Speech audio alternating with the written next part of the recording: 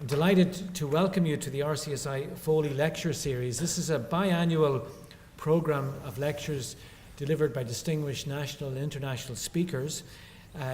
Its aim being to enrich college life and its community. The lecture series is named after, and it comes through a generous donation from an RCSI Canadian alumnus, Dr. Michael Foley, who's a 1950 RCSI graduate who actually practiced and was from Carlow, practiced in Carlow for a short time, immigrated to Canada with his wife Nuala in the 1960s.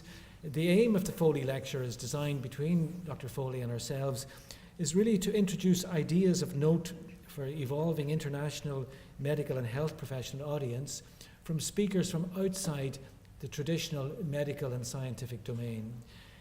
Our speaker in 2013 was Michael Carey, founder of the Company of Food and chairman of board BIA, and his lecture at that time was Lessons from Industry in Going Global, very apt for an international organisation like RCSI. It gives me great pleasure to welcome you to the Foley Lecture series and to introduce our Dean, Professor Hannah McGee, to introduce the 2015 speaker.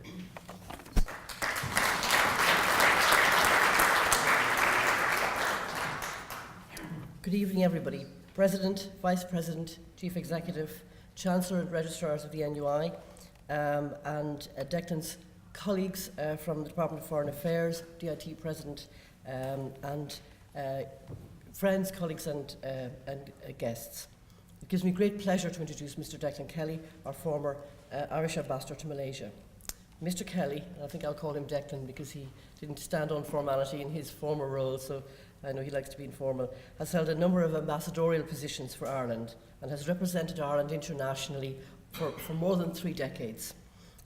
Prior to his most recent appointment as Irish Ambassador to Malaysia and Thailand, he served terms as the Irish Ambassador to Canada, Australia, I'm creating new continents here, Canada, Australia, New Zealand and Fiji, an interesting passport. And from 1985 to 1990 he was posted to Ottawa as the first Secretary in charge of Affairs of the Irish Embassy in Canada. And he was delighted, I understand, to return there in 2006. From 2006 to 2010 he was Ambassador in Canada. And it's therefore very fitting in a way that he should be delivering the Foley Lecture, which is sponsored by Carl Mann and an Irish alumnus now living in Vancouver. I know Declan said he spent many holidays in Canada, including driving across from Ottawa to the Rockies, and visited Prince Edward Island, Vancouver and Vancouver Island. So Dr. Foley was interested to know how close he was in a way to where he lived. In 2010, the Toronto Irish community in Canada voted Declan as the Irish Person of the Year in recognition of the contribution that the embassy made to the Irish community there. The presentation was made at a lunch attended by over 400 people, in which the singer Colin Wilkinson, a friend of Declan's for many years, made a special appearance. We don't have any scheduled singers this evening, but if anybody wants to volunteer afterwards, you're very welcome. But more recently, and in another continent, Declan has been a great support to us as an Irish academic community in his term in Malaysia. We as RCSI have been greatly supported in Penang Medical College, jointly with our colleagues in UCD, and we welcome our colleagues here this evening from UCD. This is a college which is almost 20 years in existence, and it's been greatly served by our ambassadors, particularly for Declan in the last number of years. We've also been greatly served in Perdana University, a new venture established in 2011 during Declan's term as ambassador there. Declan is a great man to provide wise counsel, and he has a capacity to connect and interact and interpret a culture that's very different to us. And that's hugely important when you're an Irish person abroad. And he and Anne are spectacular hosts in everything that they do when we're there. So we've always been very grateful for both the wise words, the interpretation and the hosting. And it's very clear that they're also hugely admired by many of the senior civil servants in Malaysia. We've been told that up close. And it's inspiring to see the face of Irish diplomacy abroad as exemplified by Declan through their work in recent years. It's something that most Irish people don't get much of a chance to see when you're in Ireland, just how our diplomatic service work abroad. The aim of the Foley Lecture is to enrich our campus and our community through a series of lectures featuring eminent individuals in business, health sciences, arts, social or political activities, as Cathal has said. And Declan has amassed a unique experience and an understanding of Irish higher education activities abroad through his diplomatic career in different countries and continents. And so we feel he is a very fitting candidate for the lecture and the medal as envisaged by Dr. Foley in his sponsorship. And we look forward to learning from Declan this evening from his reflections on Irish higher education in the international arena.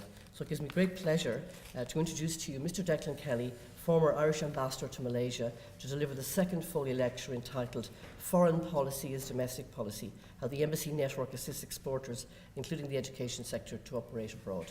Declan.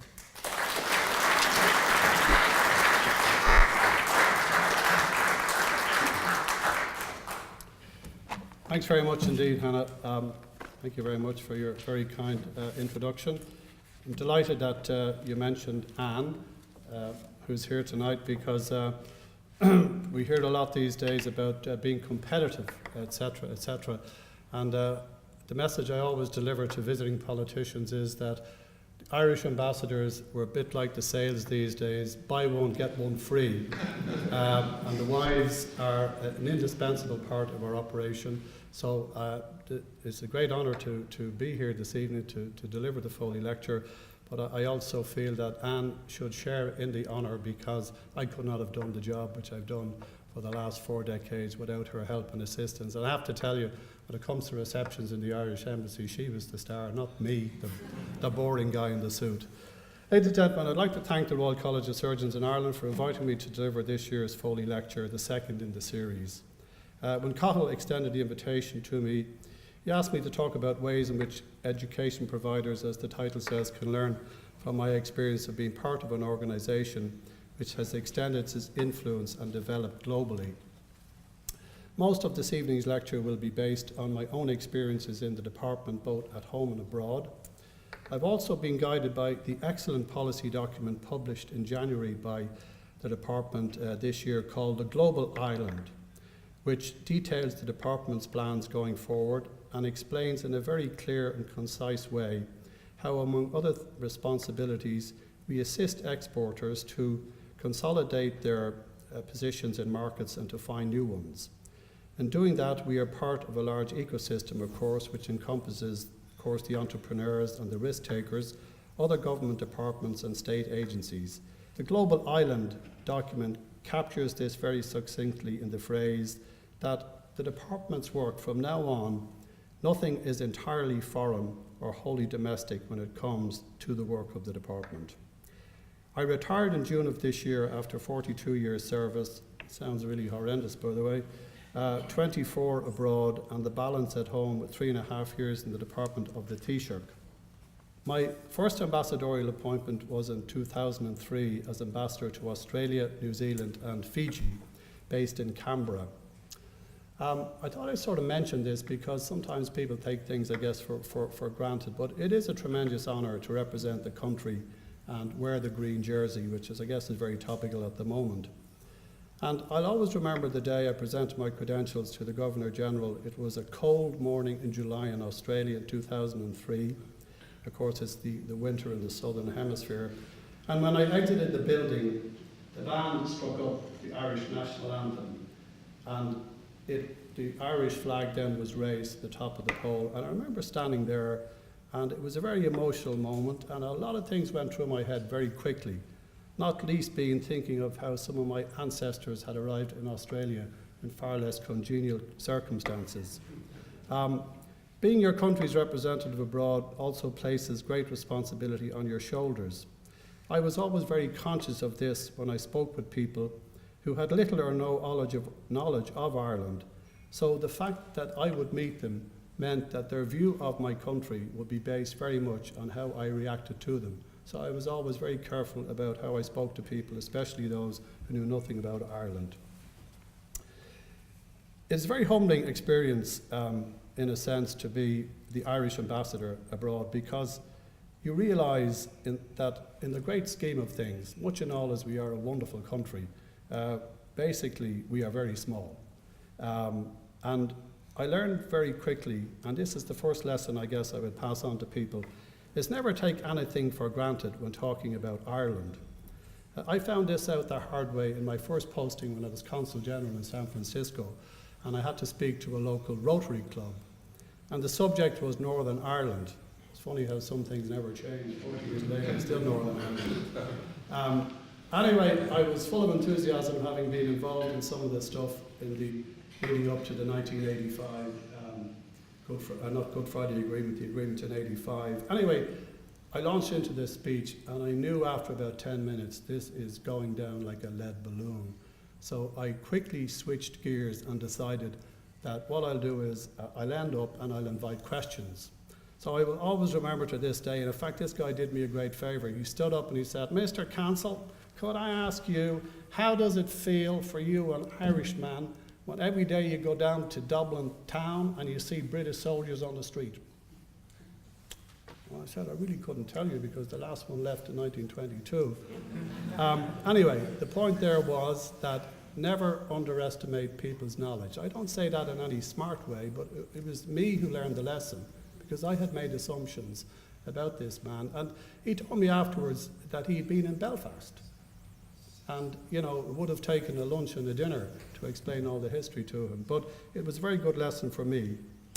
I made it my business in all my postings to engage with and work closely with the Irish community, and it was a very satisfying part of the job. I can honestly say that I was never disappointed when I asked for help from the community, whether it was to gather information for an Irish exporter, help a citizen in trouble, or give a dig out to the embassy when hosting ministers or other VIPs. The lesson here is very simple.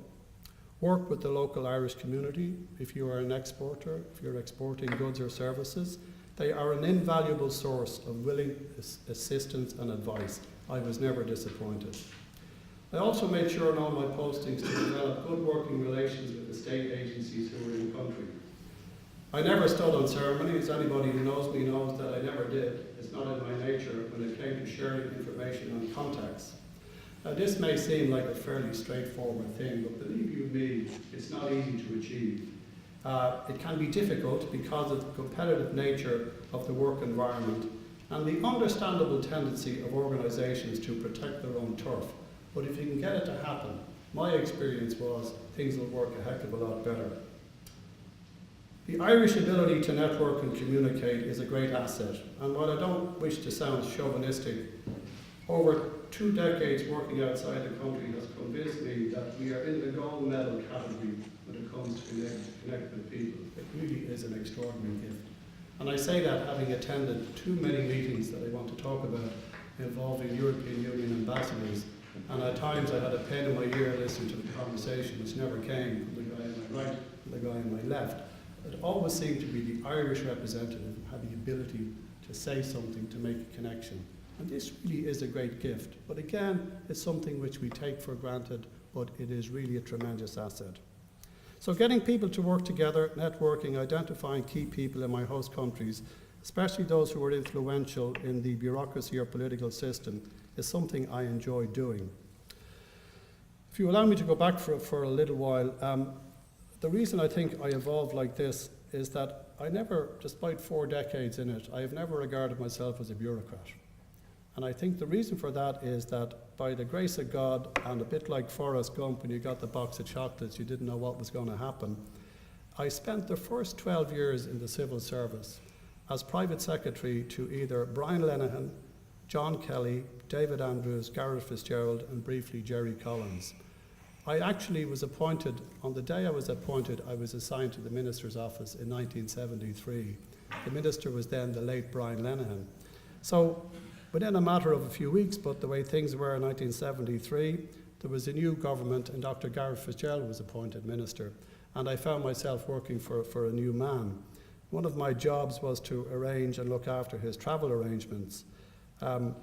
Gareth caused a minor panic in the department when he asked me to get a hold of a copy of the World ABC Airways Guide and the Cook's train timetable. I remember I innocently went down to the accountant at the time and he says, "What the hell is that? I never heard of it." Anyway, I had enough gumption not to go back up and tell Gareth that we eventually found a copy. So within a matter of weeks, I was an expert on working out FCUs, which of course we all know are fare construction units in figuring the price of airline travel. But it was a great time. It's great being 22. It was a case of ignorance is bliss. I didn't realise that the guy across the table had been the scheduled manager in Aer Lingus. But as I say, you're fearless when you're 22.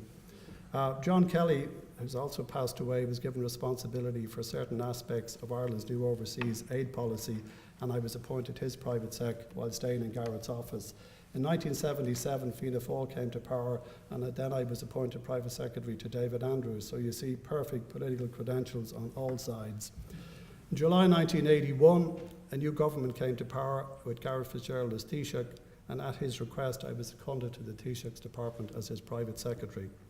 In March 1982, the minister at the time put 18% tax on children's shoes, and I found myself sitting in a car with Garrett and the late Dermot Nally heading to the Áras to hand in the resignation.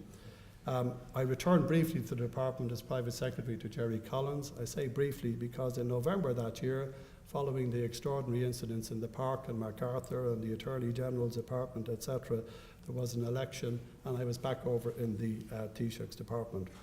Now, the reason I say all of that is I was like some kind of a wandering minstrel private secretary, bouncing between all these people. But actually, it was a remarkable start to anybody's career, and I don't mean that in any boastful way, but because I was in all of these jobs, working closely with all these people, all of them very different in their own ways, I always took a big picture view of things. When you're in the private office, you have a great overview of how the department works. And when I was in the Taoiseach's department, you got a brilliant overview of how the rest of the civil service worked. I also became a very good networker, which stood to me in later life. As an ambassador, networking is an absolutely key and fundamental part of your job.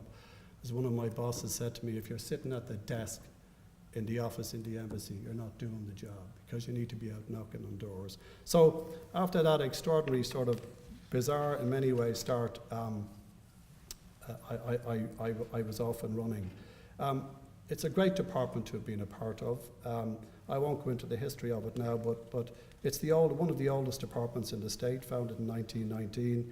And we've always been centrally involved in the work of the state. In the early days, when the state was founded in the 20s, obviously our job was to explain the new state to the world. During the Second World War, we played a crucial role in maintaining military neutrality.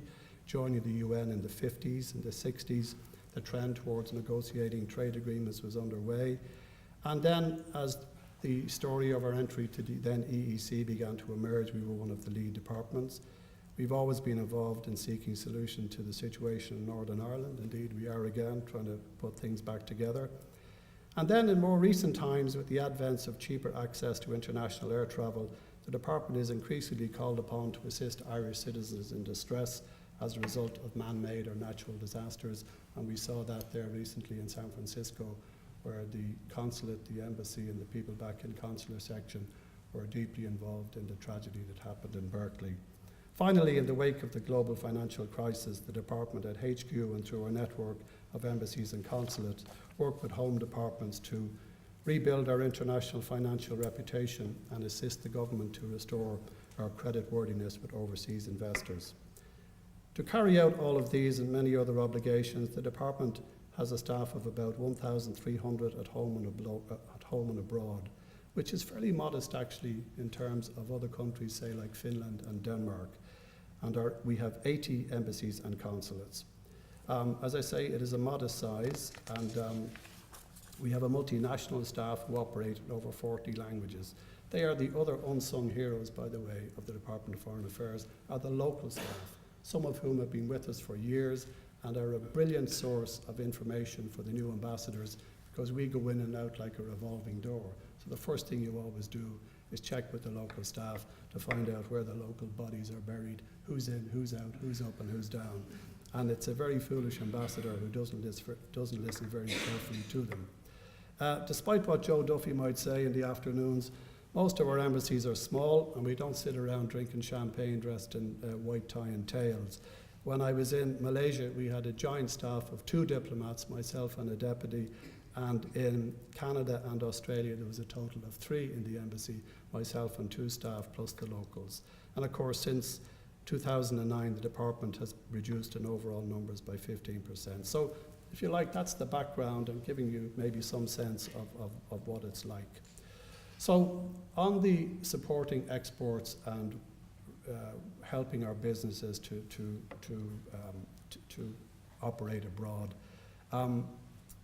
we are operating today, as if we all didn't know this, in a period of extraordinary volatility.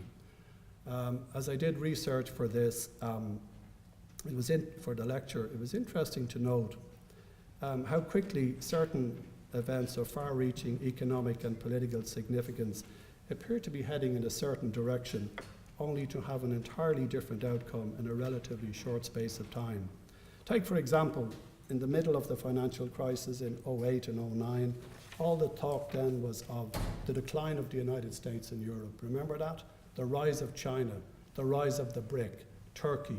They were on the move, watching Bloomberg and all of these programs, CNBC. We were finished. Europe was gone, the euro was gone, the United States was finished. It's a very different story today, just 5 years later. Brazil is experiencing negative growth, and the jewel and crown of its economy, the oil industry, is being battered by the collapse of oil prices and the effects of a massive corruption scandal. Russia had suffered a similar fate, again because of the collapse of oil prices and the impact of sanctions imposed by the West following its invasion of Crimea and incursions into eastern Ukraine. This year has also seen an end for now of the period of high economic growth in China. The extraordinary volatility of the Shanghai stock market in recent weeks and the very uncertain way in which the Chinese government tried to deal with this has made many foreign investors wary.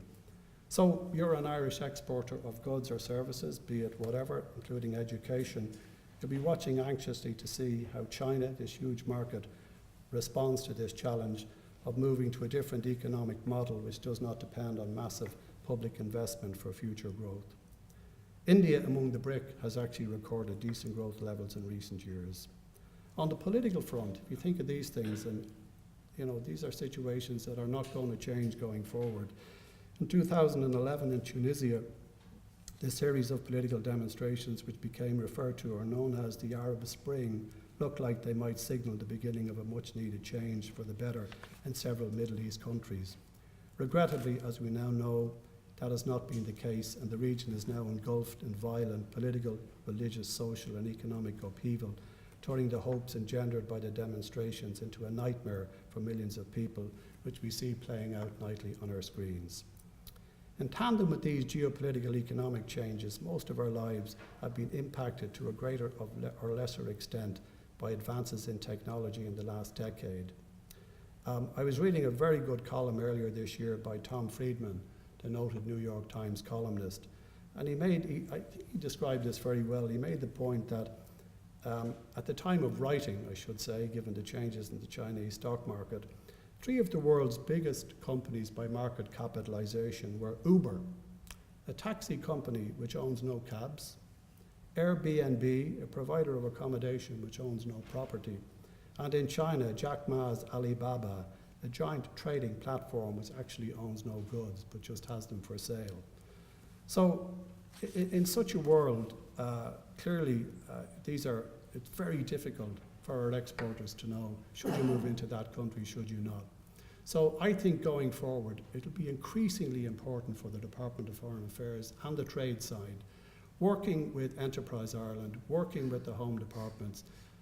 I mean, I'm not saying they will have a crystal ball or will be able to solve the problems, but we need to be on the ball to give as much information as we can back to the home governments about these rapid changes that are taking place, so people will have some sense of developing trends.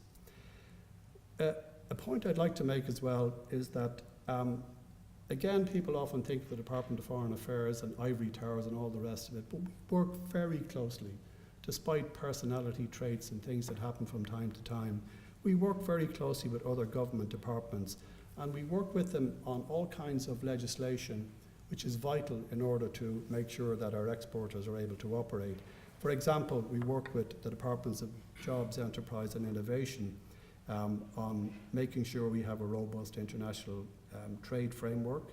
We work with the Revenue Commissioners on double taxation agreements. And recently, we've been working very closely with the Department of Finance dealing with matters of international taxation, which of course are absolutely crucial for us. So, many years ago you wouldn't have thought of the Department of Finance and international taxation, but we really need to know what's going on behind the scenes, who's making the moves, where's the pressure coming from, because in the end of the day, these tax levels are absolutely crucial for foreign direct investment for us. So we are part of a very powerful ecosystem on that front. We also work closely with the Department of Transport and Tourism on negotiations concerning new air routes and tourism promotion. And we work with the Department of Justice and Equality to ensure we have a visa system which is efficient. And that again is very important for business, because people want to send people from, say, India, China, whatever, to our country. We need to make sure there's a very smooth visa system in operation.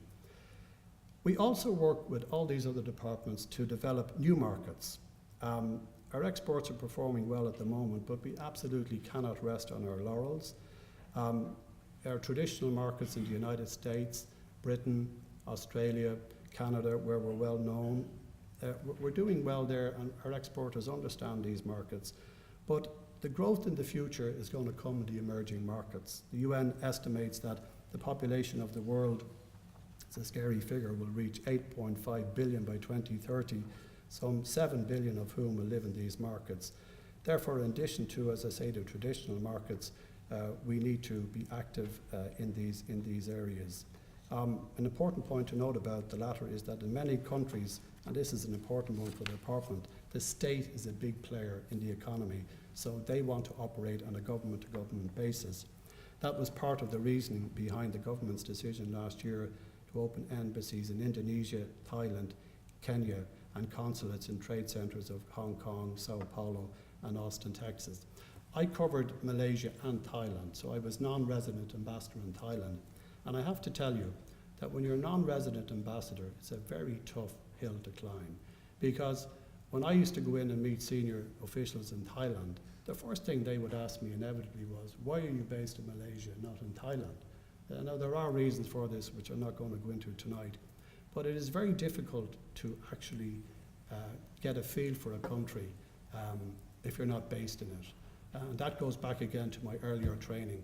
Want to know something that's happening in Dublin, turn up on Doherty and Nesbitt's, don't mind the Irish Times. And again, when you're not based in Thailand, you can't find out really what's happening. You listen to officials, you know you're getting the party line, but you don't really know what's happening. So you've got to be located in the country. Africa is home to 6 of the top 10 fastest growing world economies. Our trade with Africa is increasing, especially in the area of ICT, financial services, and telecommunications. So I mentioned China earlier, and one of the things, I retired in June, one of the things I've been able to do is I like getting up early in the morning and giving Anne some peace to rest on after I bring her up her breakfast in bed. And I sit and I watch Bloomberg and CNBC. And I love watching these programs. And it's fascinating listening to people talking about China and what's going to happen.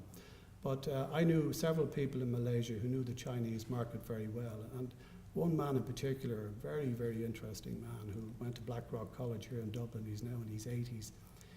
He's Chinese Malaysian. He just said, look, China will continue to go forward on and on. There will be ups and downs, there will be setbacks. But he said, one thing that's absolutely certain is these guys will get it right. The figures are absolutely staggering. The number of people they've already taken out of poverty. They're in a transition at the moment, which is due to the fact that the model of state spending, et cetera, that's tapped out. They now have to make the next switch. But these guys know what happened in Moscow. They're not going to make the same mistake. But, they are going to move forward. There will be rocky periods, but in the end of the day, it's going forward. So that is very much the situation in China. Ladies and gentlemen, as I say, down through the years, we've adapted to the situation, the department, as we needed to do. And I have to say, one of the most difficult periods that I ever had in the job was after the financial collapse in 2009 and 2010. And this underlines another point that behoves all of our exporters to bear in mind, is again not taking things for granted. I was ambassador in Malaysia when things were really bad in 2008 and especially in 2009. And I found myself calling on people in the central bank there, calling on financial newspapers, stock exchange, whatever. And what really surprised me, and it shouldn't have because I spent a lot of time in Canada, was when I drilled into it, how little real knowledge they had of Ireland. I was trying to explain, and I don't mean this in any derogatory way, but that we were different than Greece and Portugal. Even though we were lumped in with the pigs, still gives me post-traumatic stress when I read that. And trying to explain the fundamentals of the Irish economy, that we had this massive base of FDI, ICT, fantastic pharmaceutical business, the other elements, financial services, etc. And that really was a shocker to me. And a lot of people said to me, look, Ambassador, you know, I'm Irish extraction, but I'm sorry, I should know more about Ireland, but I don't.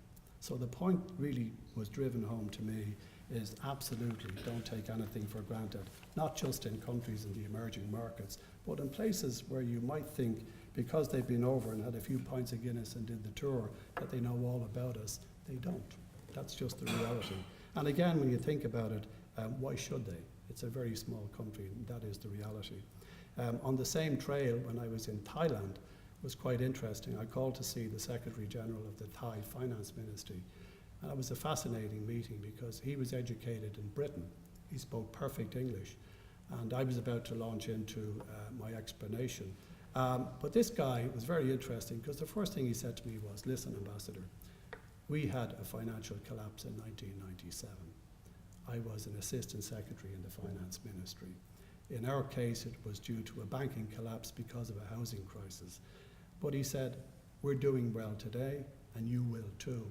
And I have to say, I felt like giving that guy a hug, although you don't do those things in Thailand, because it was the first bit of good news I'd had in weeks.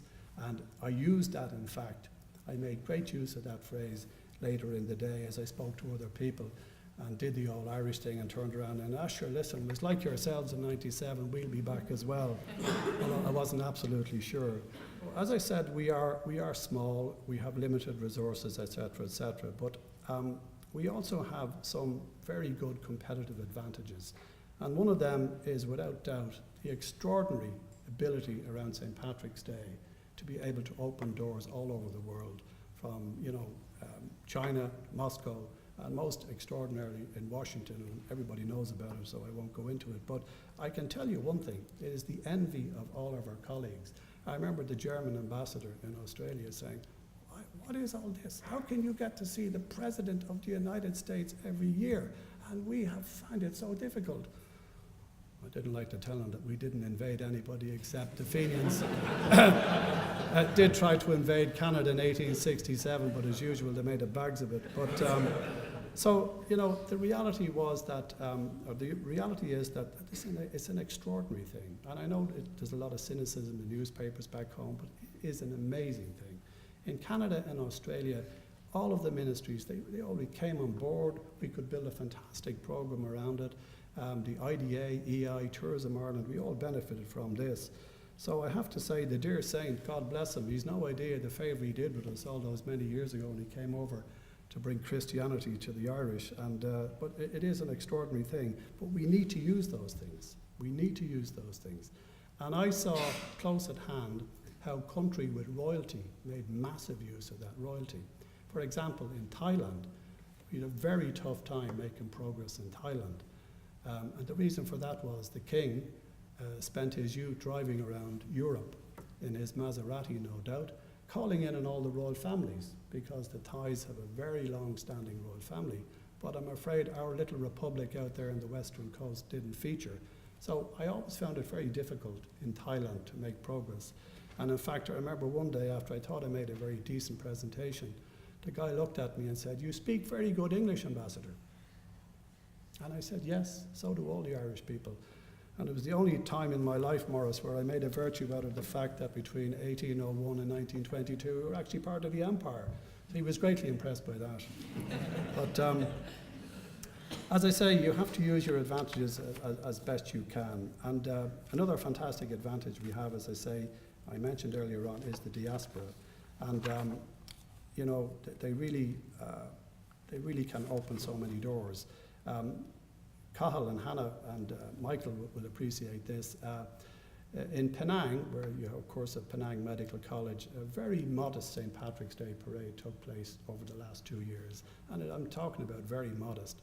But this year, the Chief Minister of Penang, an important person for us in many ways, attended the parade. And I managed to sit beside him for an hour.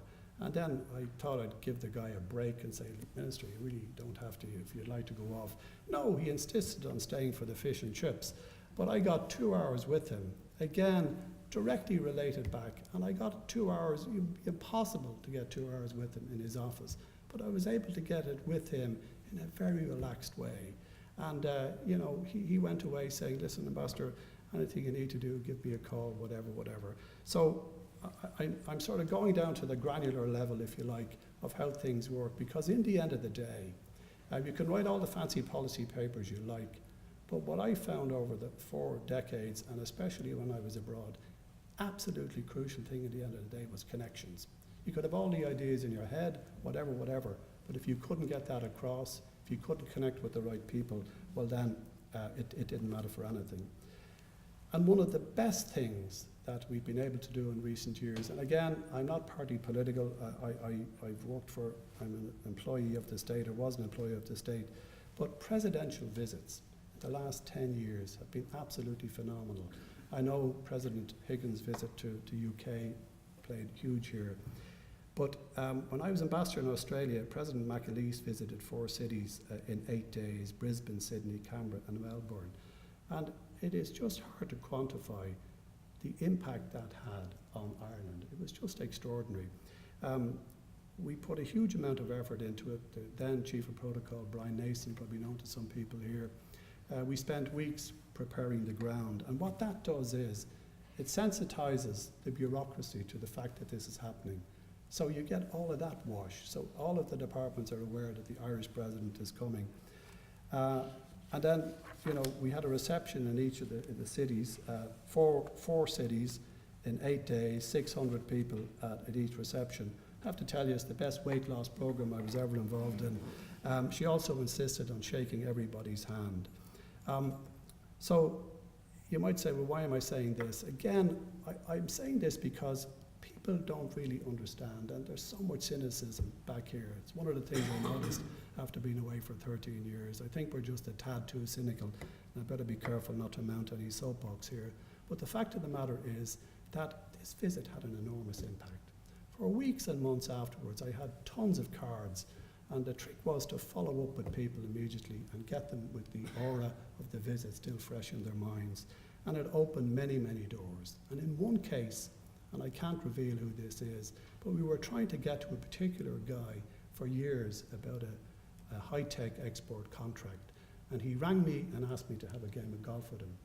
And basically said to me on the first tee, start talking, I'll be walking.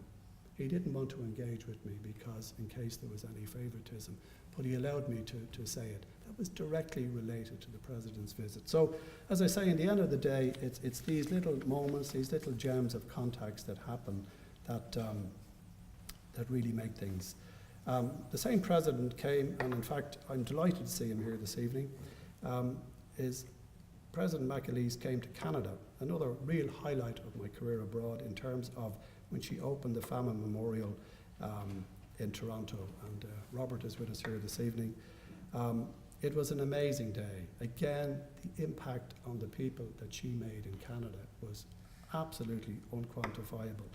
It was an amazing day again for the diaspora, because on the Canadian side was the late Jim Flaherty, Minister for Finance, who was a very good friend of mine, and he died all too suddenly last year. But he had persuaded Stephen Harper, a well-known Anglophile, who wouldn't be a great friend of republics, to part with $500,000 towards the funding of the memorial. But only for Robert's extraordinary work, it would never have got off the ground in the first place. By the way, I was just, this is only a thought that's not directly connected, but you know, in 1847, and Robert, I'm sure will correct me on the figures, but Toronto had a population, I think, of 20-odd thousand, and literally twice that number of refugees passed through on their way to the United States and other parts of Western Canada. So, in other words, some things never change as we're confronted with our TV pictures every evening. So I suppose in many ways it's no surprise that the Irish ambassador in Australia and Canada is able to count on support from the diaspora, but this was also the case in Malaysia. And again, I'd just like to mention 3 people. And again, I'm going down to the granular level because this is where it really happens. We have there a nun, and I think some of the staff in RCSI will know Sister Enda Ryan, originally from Limerick, 86 years of age, right? So Sister Enda went out there in the middle of the Malaysian insurgency, and she set up what today is one of the top secondary schools in Malaysia. She's a remarkable woman. She's still hale and hearty, absolutely wonderful. But why is she connected with the governor of the Central Bank of Malaysia? Well, one of the people I wanted to get to see when we were really having a very difficult time was the governor of the Central Bank, but it wasn't that easy to actually get to see her. And I bumped into her one evening, and I mentioned to her that her former headmistress, Sister Enda Ryan, was asking for her. That immediately grabbed her attention, and I had the appointment the next day. So that's how it works. That's really how it works. So again, I was, if you like, as Mary McAleese used to say, resting on the shoulders of giants, because I was able to use that diaspora connection to open a door for me that wasn't that easy to open. Last year, Richard Bruton visited Malaysia, and again, she generally only met with prime ministers or finance ministers. But at my request, she met with him and gave the full treatment, meeting with him in the governor's room in the Bank Negara, the Central Bank of Malaysia. Another extraordinary man was Brother Felix. Again, Brother Felix Donoghue, originally from Laois. I was invited to his 80th birthday party where 500 Malaysians, Christians, Muslims and Hindus, one after the other got up, not the entire 500, but about 20 of them, to talk about the extraordinary impact this man had on their lives. And at that event, I met so many people that, again, I wouldn't have necessarily been able to connect with. It was quite extraordinary. I mentioned earlier this remarkable Chinese Malay man, Leslie Yu. Leslie went to the De La Salle brothers, an Irish teacher. He recommended Blackrock College back in the late 40s. Leslie came here, wealthy family.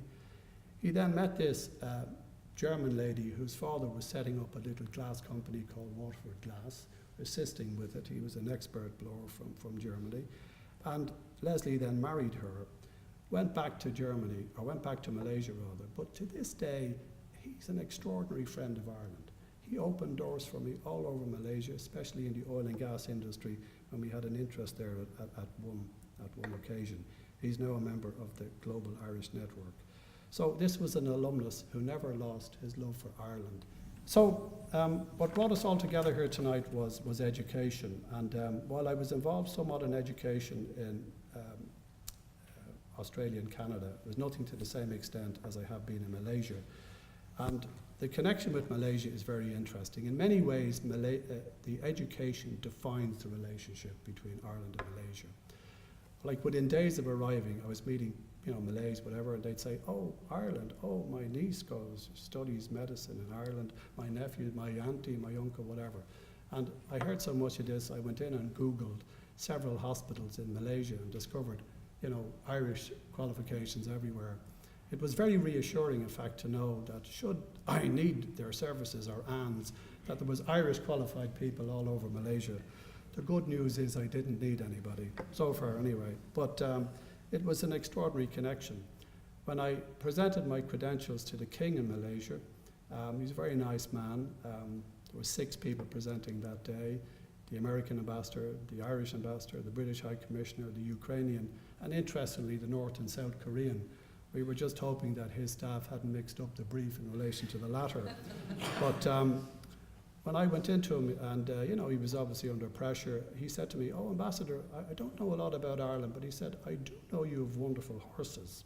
And he said, "My horses are fed from Connolly's Mills food in, I think, Kilkenny." And I said, "Oh, it's very impressive." But he said, "I also know you have fantastic medical colleges, really wonderful." Oh, that was 2 ups. I was wondering what the third one was. The third one was, he said, he really was impressed by Roy Keane. That was the second time in my life in Malaysia that Roy Keane had entered the conversation. I was once going home in a taxi after the embassy Rolls Royce was in the garage. That's only a joke, by the way. And just as we got to the residence, of course, the flag was there. The driver, who was an Indian guy, said, "Oh, it's the Irish flag." And I said, "Yes, no, it's not the Indian, no, it's the Irish flag. Ireland, are you the Irish ambassador?" I said, "I am." Roy Keane should never have been allowed to play after Saipan. And I tried to pay him for 10 minutes, but he wouldn't get out of the taxi. But anyway, or he wouldn't let me out of the taxi. But again, this is extraordinary. This is how you connect. It's not at the super high policy level. It's assumed you have all that right. But if you connect at the granular level, that's how you connect with people. So, as I say, education is a huge part. It's a huge business as well. In 2013-14 academic year, the HEA reckoned that we had just over 23,000 students enrolled in publicly funded institutions and the RCSI. And Enterprise Ireland have reckoned that the business is now worth in the region of 1 billion. I don't know how absolutely accurate that is, but it's worth several hundred million, that is for sure.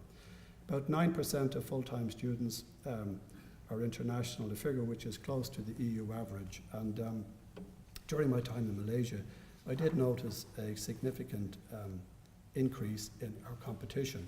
And what I mean by that is that when I went in 08, 09, 10, I went to some of the educational fairs, but towards the end of my posting, I noticed that the Australians, who have a huge presence there, but also the New Zealanders, the Canadians, but American universities, because just like ourselves, they were all suffering cutbacks to their third level institutions and universities. So the competition for us is hotting up. Foreign Affairs participates in a high level group of international education and coordinates national policy and initiatives. We also support international promotion of education in several specific ways. We support education-focused trade missions to the priority markets. We work with the universities and institutes of technology and individual partnerships. What we try to do, by the way, with the alumni is keep them interested in Ireland. That's a very important thing to do, but not easy. It's not easy to do. We also work with the decision makers on bilateral agreements, and we try to help getting access in countries where there are big scholarship programs to get access to them. Malaysians love memoranda of understanding. They absolutely love them. The Irish government is not that keen on them, but I did persuade the Department of Education that they had to step up to the plate, and in fairness, they did step up very well. I enjoyed working with the department. They were really wonderful. Malaysia hosts several education fairs each year. The Star Fair is a very popular one. And here I'm entering slightly dodgy territory because ambassadors are jacks of all trade but masters of none. But I know there was often debates among many of the institutions about the value of going to these. But you know, one thing I struck me as very important is that Irish ministers did attend that fair every year that I was there. And what I found very useful was showing the ministers, letting them see for themselves the scale of the opposition, the size of the Australian universities, the size of the New Zealand universities, the British Council, the whole operation. And that in itself, even if the particular institutions didn't actually garner any number of students on that particular occasion, it was an education in itself for the members of the government. And in fairness, any of the ministers of state, mostly who came out, always made that point to me, and sort of saying, my goodness, I had no idea the competition was so ferocious. So it was, as I say, very useful to do that. Again, coming out and back, it's a bit like being accredited on a secondary basis, but in the end of the day, nothing succeeds like being there, and that's why RCSI and UCD have such a brilliant reputation in Malaysia. RCSI, of course, is also involved in Perdana University because they're on the spot, they're on the ground, and there is no substitute for that. In 2012, EI began a pilot program whereby they set up a small office in a very big Chinese high school. The idea being that the kids could drop into this office. It was a very low-cost operation. They hired a local staff member there. And it was really fascinating to talk to these kids. I brought a couple of ministers out there, and we had a couple of wonderful sessions. I also attended their St. Patrick's Day events, including their attempts at Irish dancing. That's when the ambassador has to really maintain a poker face, and what one of my colleagues said to me, concerned silence, better not say anything. But Michael Flatley needn't be worried about the competition. That's not the point. The point was they were trying. They actually produced something which they told me was Irish stew. However, I ate it in great trepidation, and I was glad that I had a good VHI policy because I wasn't sure what was in it. Anyway, I did survive. I also enjoyed hosting events for visiting Irish universities and institutes of technology, and I absolutely learned an awful lot from these visits. Another tricky area, and this has had mixed results, but another tricky area to try and do business, some institutions went the partnership route. In itself, it is good, but the thing is, you really need to be very careful who you pick as your partners because things can go wrong. In Malaysia, again, as I say, even though on paper it's a capitalist country, the government plays a huge part in life. It's really a socialist country in that sense, and especially in education. And they have these two massive agencies called MARA, which of course I got a chuckle when I first read, and JPA. The amounts of money these people have at their disposal is quite extraordinary, and the amount of areas that they cover is amazing. So again, I spent a lot of my time going in and out of these places and getting to know the people involved. I do remember, and I learned again very quickly from this one, when I met the Minister for Education, Khalid Norden, who's now the Chief Minister of the State of Johor. I was only in the job a few weeks, and we had a very nice pleasantries. And I said to him, well, Minister, it's great that we have the Memorandum of Understanding, but of course the universities themselves are all in contact, and they don't really need us to be too involved. He looked at me and he said, Ambassador, I stay very closely involved in what's happening with the Memorandum of Understanding. So point was taken. I didn't put my foot in it again a second time. I made a brief mention of alumni associations, and this is a very tricky one because Malaysia, they're spread all over the place. They're up in Penang, they're in KL and Ipoh and all these places. But I found over the years that even though we didn't manage to get big numbers, any of the alumni that I met always had very, very warm memories of their time in Ireland and spoke really warmly about their professors, etc., etc. They loved coming to the embassies. They loved telling me about listening to the Dubliners, and they were into the Irish music, at times put me to shame. And I remember often thinking to myself, I know it's not easy to do, but I wish there was a better way that we could really magically find access to the alumni. And I'm absolutely convinced that having a function in the embassy is worth a lot. You can go to a hotel, whatever, but there's a magic for it in these people when they come to the embassy. They feel their bit in the back of the old saw type of thing. The very last function which myself and Anne attended, in fact, was the Malaysian Irish Alumni Association, held appropriately enough in the Guinness Anchor Berhad special. Basically, they have this area, they manufacture Guinness in Malaysia, and they have a kind of a pub which can be hired out. So I thought this was slightly Monty Python-esque, as here was my last official speech being made to all these Malay Chinese guys and gals, having a great old time, and I'm standing in the Guinness Anchor Berhad pub in Malaysia, in Kuala Lumpur. But you know what? It was a fantastic night. They really enjoyed it, and they did their very best to make myself and Anne feel at home, and kept saying to me, oh, Ambassador, we always love going to the embassy. We wanted you to feel at home here tonight. Why they thought I'd feel at home in a Guinness brewery, I have no idea. There you are. So, ladies and gentlemen, you'll be glad to hear that I'm sort of coming to a conclusion. So what I've tried to do this evening is, and I thought about it very carefully, is give you some sense of what I say when I say that foreign policy is domestic policy.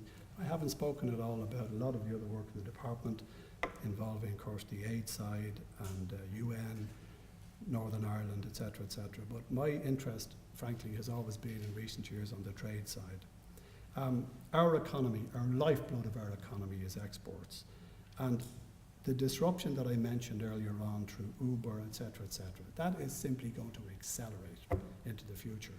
In fact, one of the last things I did before I left today was I just happened to see by chance, I wrote down here in my very efficient notes here, a book has been just put out by the McKinsey Global Institute and the London School of Economics, basically saying that there are going to be 4 massive disruptors impacting on all our lives as we go forward.